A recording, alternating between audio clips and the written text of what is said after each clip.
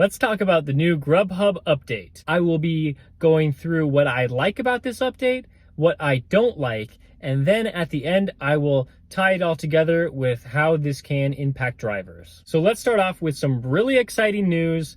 Grubhub has released the new feature that shows you the mileage from you to the restaurant and then to the customer. This is so exciting and long overdue. It finally rolled out in my market after rolling out in, quite a few other markets recently, but now it is officially in my market and I am so excited about it. DoorDash and Uber Eats and probably a lot of other apps, they have the mileage feature on their apps, and it was just only a matter of time before Grubhub finally added the mileage on their app. This is something that was really annoying for me when I first got approved for Grubhub, not too long ago, maybe just like a month ago, where I started driving for Grubhub.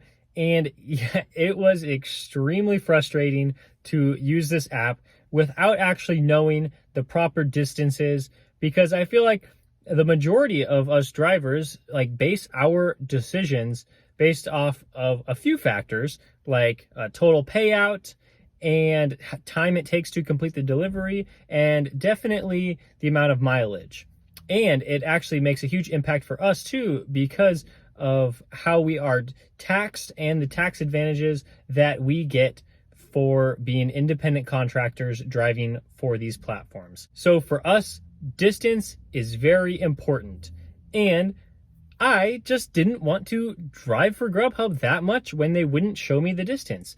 I knew that I could probably predict about how many miles it was going to be just based off of the map. I was able to zoom in on where the restaurant was and where the customer was, and I could guess, and I would be mostly correct, within a mile or so, but I just didn't really feel like I needed to be doing this guesswork when apps like DoorDash and Uber Eats will directly tell you exactly how many miles, but Grubhub just didn't. So this is very, very nice that they are now showing the mileage, and I am so thankful for that. But there is something about this update that I am not excited about. With this update, it seems like it happens simultaneously that Grubhub changed the way that their payouts are structured. If you've been driving for Grubhub for any amount of time, you have probably learned that there was an order minimum with Grubhub orders.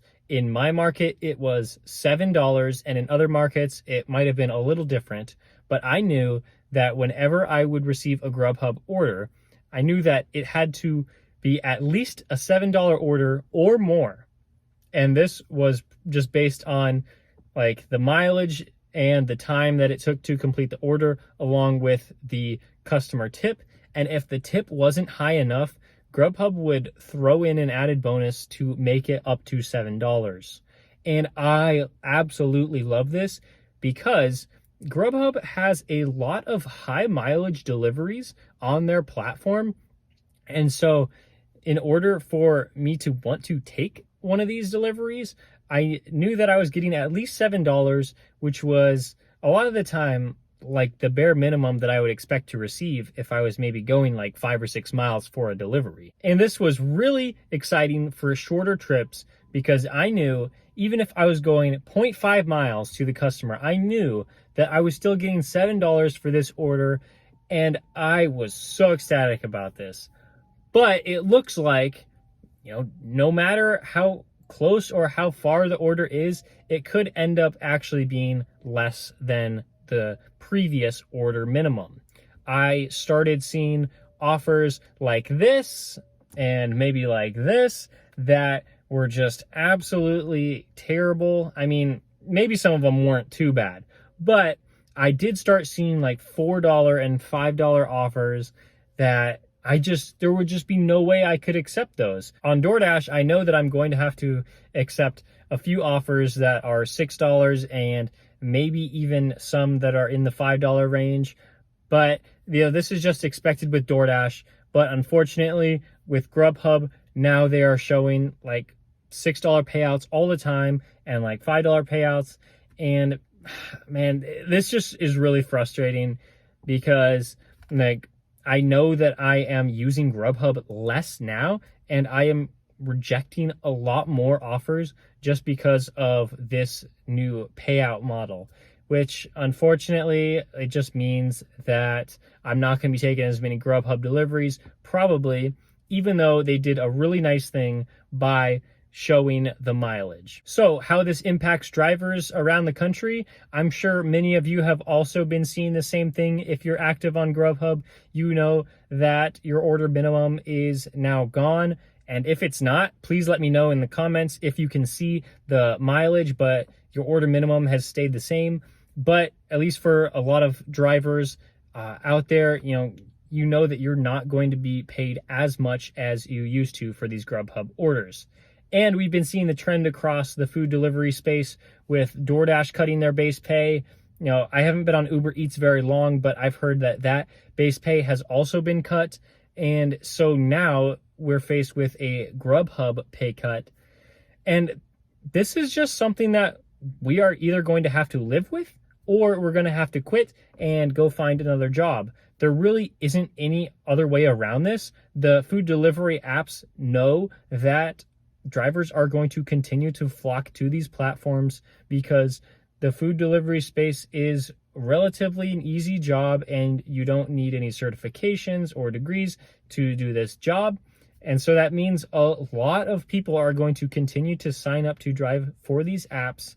And that means that they don't have to increase base pay, but they actually can decrease base pay without affecting how many drivers they have for their platforms. Because there are so many drivers out on the road for each of these companies, they can do things that benefit the company and don't really benefit drivers. I know that this is not how we all wanted this to go, but I do think that there is still plenty opportunity for you to go out there and make your money, whether you're a part-time driver or a full-time driver.